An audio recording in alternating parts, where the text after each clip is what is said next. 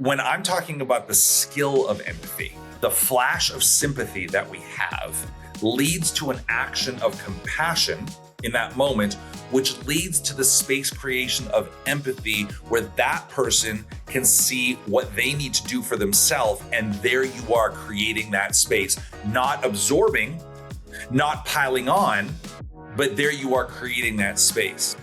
Those are all agency creating, perspective shifting elements that give someone a sense like, oh, this person is for me. I can lean on them, but it's still up to me.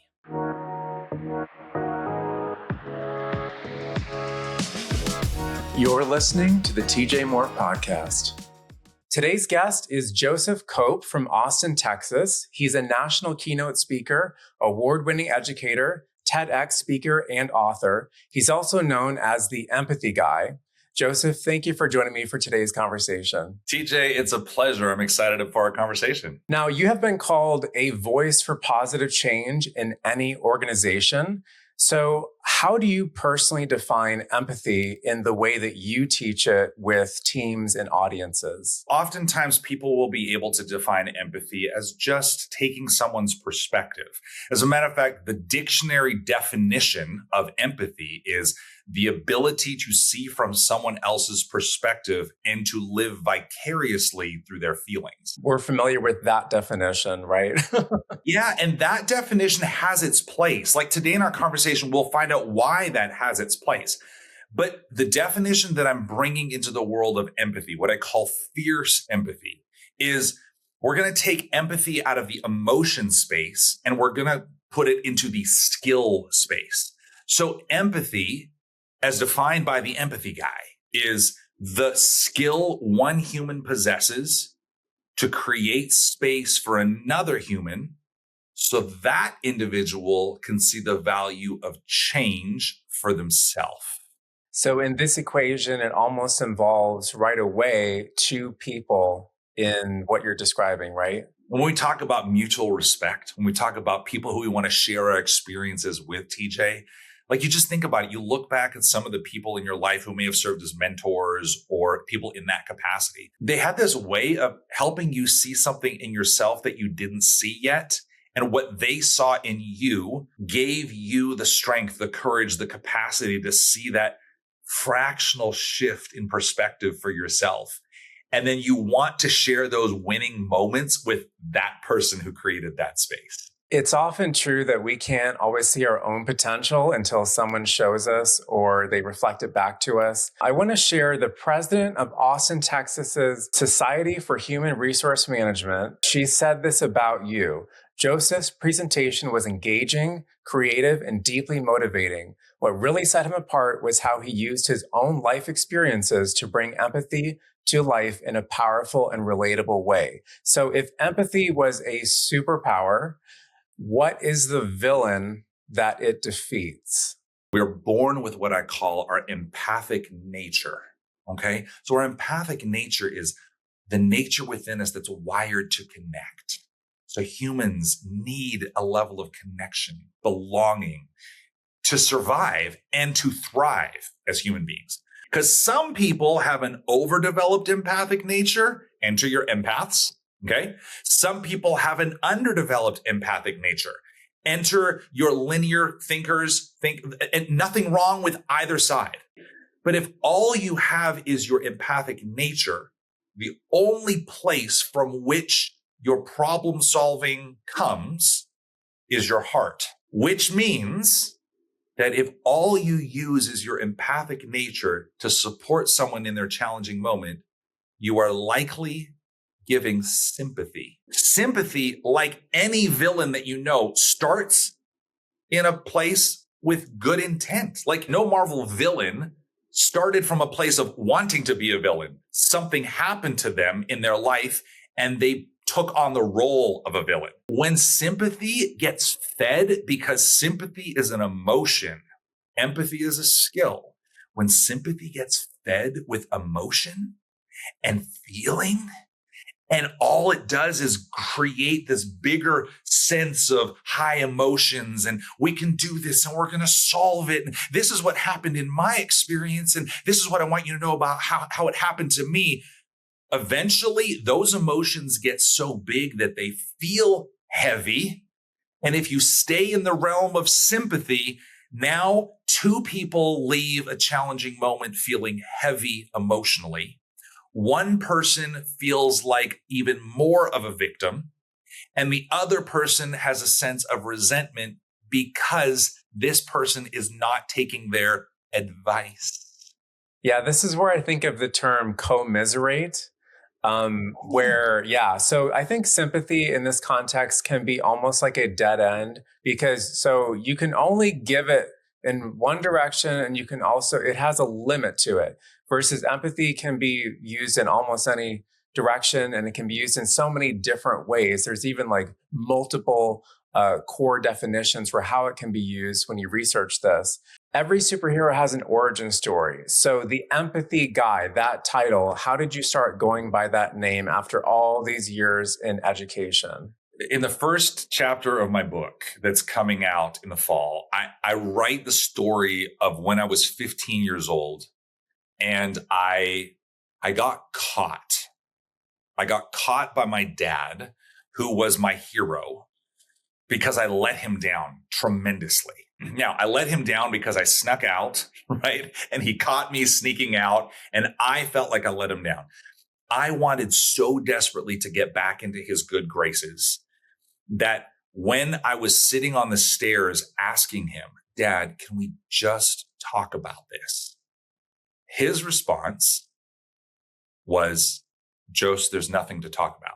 Now, for a 15-year-old who sees his dad as his hero and is at the crux of breaking out, trying to be himself, have someone say, there's nothing to talk about, that created a schism within me. And upon reflection, that was the point where something within me said, for the rest of my life, if somebody has something that they need to talk about, I will be the person to whom you can talk. I will be the shoulder upon which you can lean, and I will be the ear that will listen to you. Because you knew what it was like to be on the other side of that. Yes. Yes. And you knew how that felt to sort of have someone shut down and say, not only can I not process what you're about to tell me, but I'm not going to be vulnerable enough to express what I'm going through, which is really common. In the story of the empathy guy, this was maybe like an inciting incident or sort of a memorable turning point. This is the point where I dug into my empathic nature. Like my empathic nature kicked in. So this is where the beginning of my overdeveloped empathic nature began to direct my life. But like we just said, if all you have is your empathic nature to help solve people's problems, you're not giving empathy. For 40 years of my life, TJ, I was the sympathy guy and not the empathy guy. But you know what? The sympathy guy, it made me an award-winning middle school teacher. It made me the teacher that all of the parents wanted their kids in the class. It was the teacher who went to the soccer games on the weekends before I had my own kids. It was the teacher who was invested in families and spent the time because I was going to give and give and give to solve every problem that there could be until I couldn't give anymore. When your identity is built on being the person for other people, like at a certain point, there's nothing left to give because everything within you is given. And the term that I use to describe those years, that period of time before the proverbial midlife crisis, the dark night of the soul, that peace, that it was hollow, TJ. It was hollow because there was nothing left to give. What is a misconception that comes up in discussion about empathy and how it's actually applied in the real world? Empathy is most commonly understood as that dictionary definition. And that dictionary definition leans into what some psychologists will call emotional empathy. The most common misconception in leadership in business and corporate is that some people have empathy and others just don't. Yeah, like it's some sort of genetic trait that can be turned on or off. It's not a skill that can be developed, right? In your experience, does empathy and compassion have different applications? Let's frame it like this. The relationship between sympathy and compassion and empathy. If I saw someone on the side of the road who had gotten into an accident, right away, I feel sympathy for that person. There's nothing wrong with that, right? It's the emotion. And because sympathy is an emotion, it's not right or wrong. It just is. So I feel sympathy for that person who's on the side of the road looking at their crashed car and wondering, what am I going to do? My compassion for that person goes up to them and says, are you okay? I want to make sure that you're okay. Compassion is that also can be that emotion that leads into action. What is that action? That is the skill of empathy. So I meet that person and I don't say, can you imagine, TJ, if you got into an accident and somebody came up to you at the side of the road and goes, yeah, 3 years ago, I got in an accident too, man. It was tough. Don't nobody wants your sympathy. Really? It's sort of the knee-jerk reaction to go to and say, I want to relate to you. So let me tell you the darkest chapter of my life that's like this. And I just had a discussion last week on an interview with someone, and I used the word action, as you did, to differentiate between empathy and compassion. Because to me, the limit of empathy is more in the realm of the imagination or the mind, consciousness. Compassion's more like, okay, but are you going to do something? Are you going to send that email, that message, that letter? Are you going to go and help in real life? And when the way that you described empathy has more to do with that empathic nature, kind of in that space up here, right? The things that we can't control, how we were raised, nature, nurture, all those things.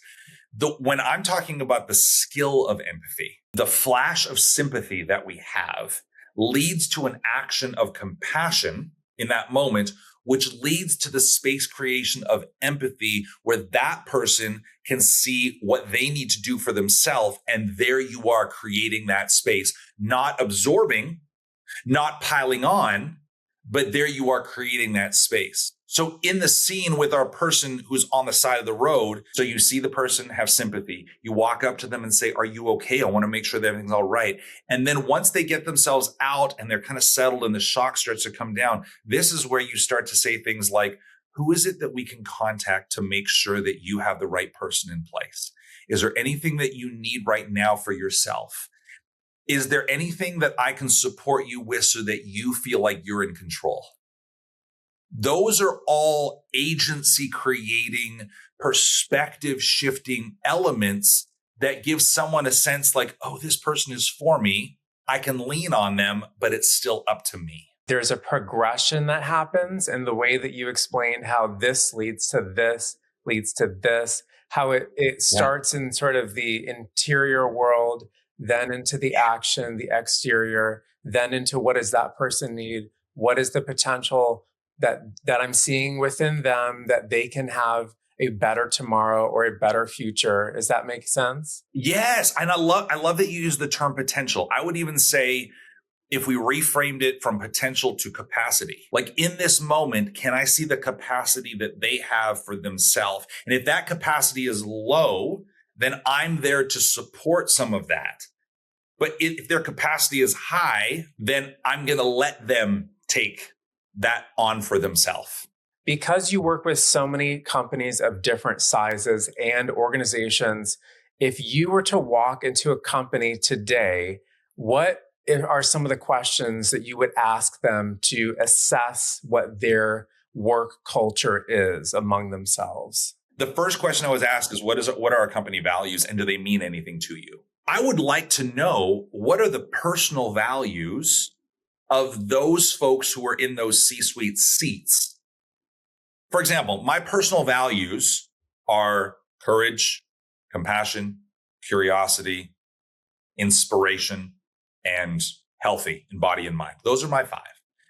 I need to find out how those 5 match up with the words on the wall. Because if those 5 don't match up in my mind with the words on the wall, then I have to come in being someone else every day.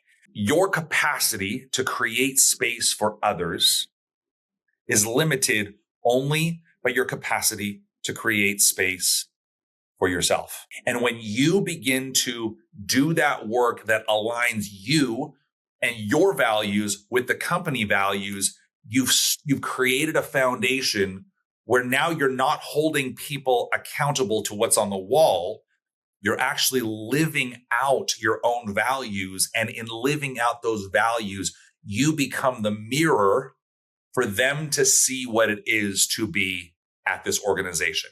In the TV show Severance, they are illustrating, not just metaphorically, but visually, the disconnect that happens in people's value systems when they're in their home life or the real world, and then when they're in the 4 walls of their workplace. And to the point where their consciousness in the show, there's been a severance, a cut that is happening in their own awareness. When they go down the elevator and they go home, they have no memory of anything they did at work. So the reason I'm bringing this up is because sometimes people can relate to that theme of feeling like when I'm at work, no matter where you work, I'm not feeling valued. I'm not feeling like anyone's seeing my capacity or potential. I'm undervalued. And if those values in the company are not established on any level, whether they're in writing or whether just in people's actions, if they're not feeling it, employees will create their own value system from the ground up. When some leaders become more and more successful and they're going higher up the hierarchy chain, why do some of them become less empathetic? Because the higher you go, the decisions you make, they have more weight and they affect more people. Is that an excuse? Now, some people might say, yeah, like I have all these decisions that I have to make. I don't have time to find out what's wrong with TJ. I don't have time to figure out why Joseph isn't doing his best work. The higher that you get, the more important it is to recognize the reciprocity of empathy as a skill. Because you may not have the capacity to create space for the 4,000 people in your organization. No, nobody has that human capacity, but you may have the capacity to create space for the 3 people who are directly beneath you. The beautiful piece about when empathy, that kind of space is created, the reciprocity, and I've used that word multiple times because it happens, because connection is what takes place when you create that space, right? And then that trickles down. So these people now are coached from somebody who knows how to create that space. These people end up being coached in the existence, in the value living, and they begin to trickle down. So when we talk about the trickle down effect of connection, the trickle down effect of belonging, if somebody in that middle management space is the rusted bolt, so to speak, that's a conversation for the person up here to model to them. And it becomes a skill that we work on and we're coaching so that this doesn't become the chink in the armor, whatever metaphor you want to put in it. One person isn't responsible for 4,000. One person is responsible for their group underneath. They're responsible for the teams. That's why we have that system set up. But do each of those people, can they activate, no matter where they are in their empathic nature, can they activate the skill of empathy when it's necessary?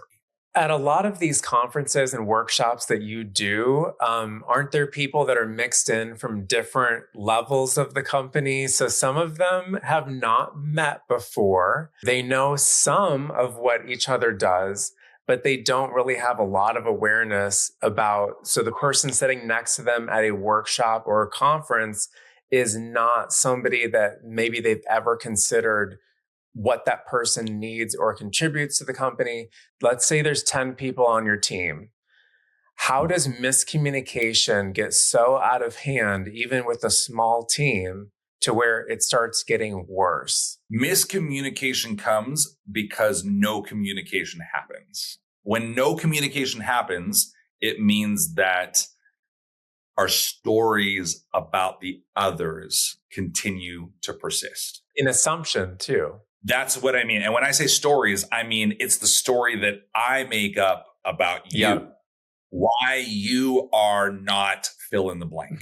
Why you have been such a fill in the blank. The number one skill that is required for empathy to be implemented is the skill of listening, not to react, not even to respond, but just to receive. Because when you listen with intention and you ask questions before you speak, and you say things like, when this happened yesterday, here's how I saw it. What am I missing? Or in our department, this is how we see it. This matters a lot to us. I realize that you're coming at it from a different perspective. I'd like to see that before I pass judgment, because I may not need to pass judgment yet. But so often we get so caught up in who we are and what we do and the value of what we bring that we put our heart out there. And when somebody sees it differently, we other them right away, and then they become the enemy. They become the other in the equation. I've worked on many TV and film sets over the years where sometimes you're walking on in the morning and you're going to meet, I'm not joking, 100 new people that day. And so you have your core team, but these other 100 people are new. And so they give the crew members walkie-talkies. It's incredible how much miscommunication can happen when there's only 15 people with walkie-talkies. And the assumptions start to happen of, well, didn't you ask this person up the chain of command what to do? So they're making an assumption that somebody already asked the question, but they didn't give their team member that piece of information that the question needed to be asked. So nobody ever asked, nobody ever had a chance to listen, even on a walkie-talkie. I can't tell you how many times back when I was a teacher, the weekly email would get sent out. There's, this is the things you have to take care of next week. And I would skim and I wouldn't read. And then I'd miss a fire drill. Yeah, and my principal pops her head in the door and she's like, Cope, it was in the newsletter. Oh, I'll promise I'll read it next week. It's part of the process of recognizing what are our standard operating procedures, because those are the things that are in place that we all have to be aware of. And then as those standard operating procedures are aligned, misaligned, broken, not met, those are conversations where we have the room to create space. It doesn't matter what someone does for work. There's always going to be different types of conflict. So do you have any advice for someone who's about to have a difficult conversation with a coworker? So I call it the cargo model. Cargo is very different than baggage, right? Baggage you bring in, it stinks. It's just slung over your shoulder and nobody wants your baggage in a conversation. Cargo is something that's delivered with intention, right? That's kind of the part. I love that piece of it. You deliver cargo with intention from one place to another. So the C stands for connection. And the question you just asked is, what can I do to connect with this human? That could be your tone of voice. That could be your body positioning, your body language. But just ask yourself, what can I do to connect with this human? The reason for that is we don't want to go in defensive. We don't want to go in with walls up. Our first ask is, what can I do to connect human to human? The second one is the A stands for accountability. And that is accountability to my own values. Am I living out my own values? Not the ones on the wall, but when I walk in, when I go into hard conversations, TJ, I have to ask myself, is compassion needed right now? Is courage needed right now? Is inspiration needed right now? The R stands for resistance. And the resistance is not the resistance that I feel from you. It's the resistance that is within me going in.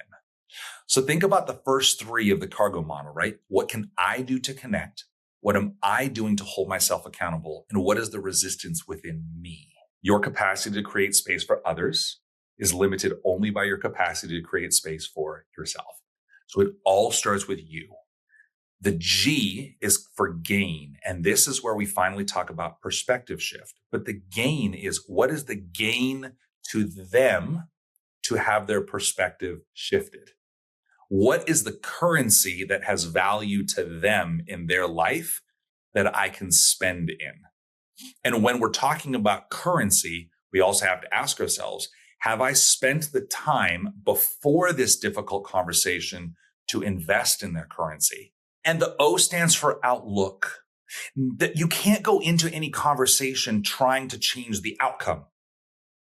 Our goal in this conversation of creating space is just to fractionally shift the outlook so that we come away more connected. You have an opportunity to see the value of change, and I've spent in your currency. The O is so valuable because too many times we go into conversations thinking that we use empathy, trying to change the outcome, but then empathy becomes a manipulative tool. If you're going in it to just fractionally shift the outlook, now empathy is just about the space that I can create for you, and you do the rest of the work. We often use the word agenda, like someone's, okay, oh, here they come. Yeah, this person's going to come talk to me. They have an agenda. They're going to try to convince me that I did something wrong. Like the defensiveness can even be that thick in the air, the tension before you even begin with some of these difficult conversations. I feel it right here, even too. Like, listen, I'm the empathy guy and I still feel it. Like having to walk in those conversations and think like, but you know what we're sensing right now is resistance. Yeah. And it's the resistance within us. So when that comes up to me, I love to be able just to say to myself, and this goes into some of that inner child work that we can do on that journey. But I just remind myself, look, you're not 15, you're not 6, you're a full grown man and you're walking in with a skill. And the skill that you're going to walk in with is you're going to walk in with empathy right now. And that takes courage. So are you willing to step into courage in this moment? I want to go over some of the things that you work with people in person at the workshops. So one of your clients, Cassandra Smith, has written this about you. Joseph's session was jam-packed with practical tools and takeaways I could implement immediately. I felt like he understood my world, met me there, and then inspired me to move forward with empathy and connection.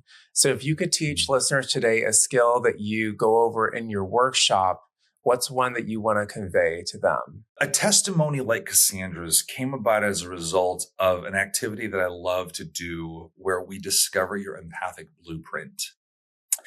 And when you discover your empathic blueprint, we just find out what are some of the things that you went through to put you in the space where you are now. What have you overcome in your life to cause you to be the person that you are? It takes you out of the right now and all of the chaos and gives you a chance to step back and be reflective about where you've come from. And when people get a chance to share their stories about who they are, something happens in the energy of the room. Vulnerability. I mean, Brene Brown is one of my bucket list people of humans to meet. It'll happen. And it'll happen. She talks, I mean, she's a vulnerability guru, right? And there's nothing like talking about the things that you've overcome to create a sense of vulnerability, which initiates that connection. And something about that piece gets people below the surface to see you as something that they didn't see before. The skill is to listen for the story under the story. The skill is to recognize everyone is fighting a battle that nobody knows about.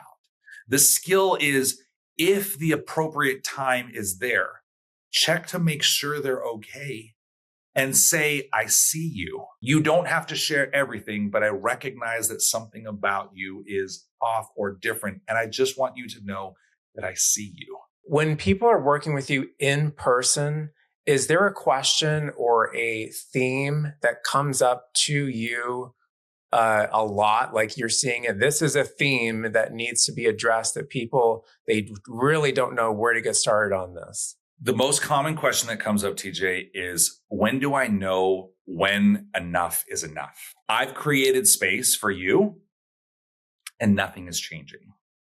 How do I know when it's time to, so to speak, cut the cord? Imagine a resistance band, okay, being held by two different people. One person is skilled enough to lean into the space to reduce the resistance. Once the resistance is reduced, this person who is skilled drops their side, and this person doesn't recognize that they've dropped, but something feels different. There's no more resistance. So now this person is still here. There's no resistance, and they move a little bit closer. But when this starts to get uncomfortable for this person, they're still holding on to their side, and they create distance. This person leans in a little more. This person creates more distance. Now what we're seeing is distance and not resistance. The resistance actually manifests as more of distance, but one person in this equation is skilled enough to recognize what's taking place. There is someone who sees possibility for healing or reconnection. There's somebody who doesn't see any more potential, or the trust tank is running out. The only way they feel they can protect themselves is to create more distance. And that often comes in the form, in today's world, of not having very much, if any, communication anymore with that person. Just had a conversation today with somebody about how ghosting is the standard operating procedure. I don't want to talk to you, so I won't. And I will just go into my shell. And when you come near me, I will go onto my phone and into my silo. And I'm not going to sit here across from you, TJ, and say that empathy is an easy skill to engage in. Because it takes so much awareness. It takes so much practice. It takes so much growth. We can talk about empathy all we want, but unless we practice it, and unless we sit in that discomfort, unless we acknowledge the resistance within ourselves, unless we say the phrase, hey, I notice you've been on your phone, but there's something that is between us. I'd love to take 5 minutes to address it if you're comfortable. Part of my theory on ghosting, especially in modern times, is it was not until about 20 or 25 years ago where people had sort of a telepathic, I use telepathic because of texting, meaning they can invade your mind at any time without any notice, or email. Email is also on the phones now. So you can be laying in bed and all of a sudden someone's sending you a novella of their thoughts. The most common scenario for ghosting, I think, is when one of the people, they cannot imagine a solution. They cannot imagine common ground anymore. And they don't have any more energy to give in that direction of that person or that company. So they simply have made that boundary, made that decision, and they stop giving any communication. It's almost like a survival instinct of blocking out danger. TJ, I was going to say the part of our brain that is activated in the ghosting action is the same part of our brain, our amygdala, that's responsible for survival. So on your LinkedIn bio, you have ask me about the buffalo. And actually behind you, for those watching on video, you have artwork on the wall of a buffalo. What is the significance of this? In my proverbial midlife crisis, TJ, about 4 years ago, I chose to go to therapy for myself and started to do some of the healing work that needed to take place. And my therapist at the time was this jacked man's man with tattoos all the way down and a bald head and one-rim glasses. And he was this hipster dude. And I'd walk into Ian's office every week and he'd be like, Joseph, what are we talking about? About 4 months into working with Ian, he stops me on the way out of one of our sessions and he goes, Joseph, do you know the difference between a buffalo and a cow? Cows were bred to be weak, which means on the plains, if they get stuck in a storm, they run away from the storm, not knowing that they'll be in the storm for longer. A buffalo by nature leans in to the storm. It's like that was the metaphor that I needed in that moment. And it is transferred into the spirit in which I approach this work of fierce empathy. When you are walking into challenging situations, are you running away or are you leaning in to create space? The storm's right in front of you. It's always going to be there right in front of you. But those who have the skill of fierce empathy, they lean in because they know that the storm will pass sooner. So right now I'm in South Dakota, and on the other side of the state, the west side, they do an annual buffalo run. And I've been to that before. It's a little bit crazy because they use pickups to herd the buffalo down the hill and you can feel the ground shaking. So how does the symbol of the buffalo related to what you sell with your merchandise on your website? Yeah, so I have a clothing line that combines empathy with this buffalo symbol. It's available at empathyguy.com. You'll see my merch link there. And for anybody who happens to be listening to this, I'm more than happy to drop in a code. If you put the word buffalo in at checkout, you get 25% off. That's blatant, no holds bar. If you love it, let me know. There's symbolism around fierce empathy and the space that you are creating and the spirit of a buffalo leaning into the storm. Yeah, and we know that in indigenous cultures in North America, the buffalo was used, almost every piece of it was used for different reasons, whether to make clothing or shelter or tools or meat. So they had a very high respect level for the buffalo. Now, this fall, you have a new book coming out that is being published called Fierce Empathy: How to Lead from the Heart Without Finishing Last. And you told me that you're working on selecting the cover art. The book is going to go in depth into the cargo model. There's a chapter on each of those levels. There is stories from who I am and where it comes from. Heart-centered people don't have to finish last. We just have to learn how to protect our heart from a place of skill. And if you are not somebody who has a highly developed empathic nature, if you're on the other side, it's a good read to find out what's going on in those people in your organization so that you can start to collect the currency that has value to them. The themes, they really revolve around, they're centered on how to grow leaders into empathy-driven with intention leaders. And some of the sub-themes underneath really revolve around what does it take firstly, to identify what somebody else might need. And when I can't meet that, what am I going to do to work within myself to start creating the space that I need so that I can create space for the people who need it the most?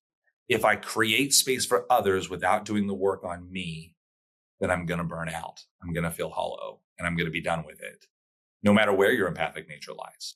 To hire Joseph as a keynote speaker or a workshop facilitator, go to empathyguy.com, and you can also set up a video chat call with him directly on there, or you can email him using the website. And also, he's on LinkedIn. I'm very active on LinkedIn. Send me a message. When you connect with me, don't do it without a note.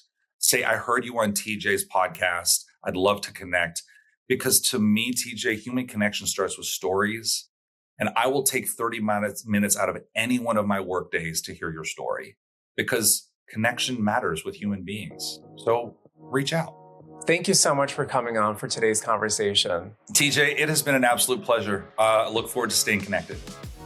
To hear more experts share their story, subscribe to the TJ Moore podcast on YouTube and follow this show on Spotify and Apple Podcasts to listen anywhere you go. Like and comment on this video if you found today's conversation valuable, and share this episode with someone in your life. I'll see you next week.